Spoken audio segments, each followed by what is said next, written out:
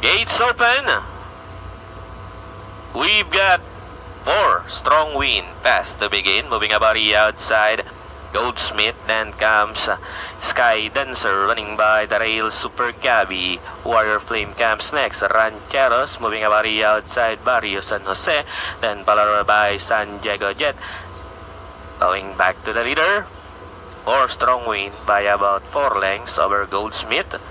Moving a body outside third now, Warrior Flame running by the rail. Super Gabby, then comes Sky Dancer. Rancheros, Barrio San Jose comes next. San Diego Jet running by the rail. Sorority Girl going back to the leader, and it's still 4 strong wind by about 5 lengths now over Goldsmith in second. Warrior Flame still in third. Barrio San Jose now to take fourth. And nearing the fourth turn, and it's still 4 strong wind by about 5 lengths. Goldsmith still in second. Last 300 meters, and it's still 4 strong wind by some 6 lengths now over Goldsmith. Down the stretch they come.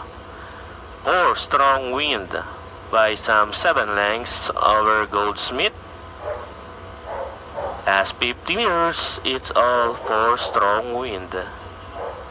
Goldsmith, Barrio San Jose, Sky Dancer, Warrior Flame, Rancheros, Sorority Girls with Felicia, San Diego Jet, Super Gabby.